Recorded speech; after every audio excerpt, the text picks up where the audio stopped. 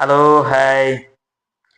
നമ്മളെ പഠിച്ചോനെ എല്ലാ അധികം ആൾക്കാരും അഞ്ചൊക്തിയിലൊക്കെ പോയിട്ട് നിസ്കരിക്കും. നമസ്കാരത്തില് സ്മരണ ഉണ്ടാവണം, എല്ലാം ഉണ്ടാവണം. പക്ഷെ അതല്ലാത്ത സമയത്ത് എന്താവണം? ഒരു കല്യാണ പേരിലൊക്കെ ഇങ്ങനെ പോയി ജഗ പോകേണ്ട സ്ഥലത്ത് ഫുള്ള് ജഗ പോകാൻ.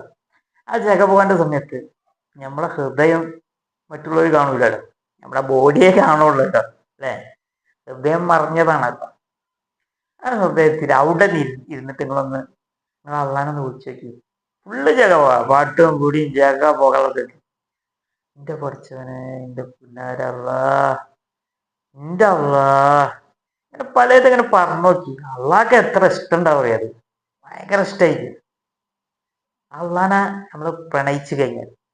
കാരണം അള്ളാനെ പറയും മലക്കളോട്, അത്രയും വലിയ സിറ്റുവേഷന്, ആ സാഹചര്യം കണ്ടായിട്ട് എന്റെ അടിമ എന്നാ ഓർക്കണ കണ്ടില്ല. അതാണ് പ്രണയം.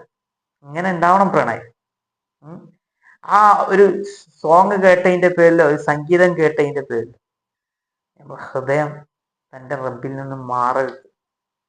ചുരുക്കം പറയാം, മറന്നിട്ട് വേണ്ടേ ഓർക്കാൻ. മറന്നവർക്കാണ് ഓർക്കൽ എന്ന് പറഞ്ഞ സിഫത്ത് ഉണ്ടാവും.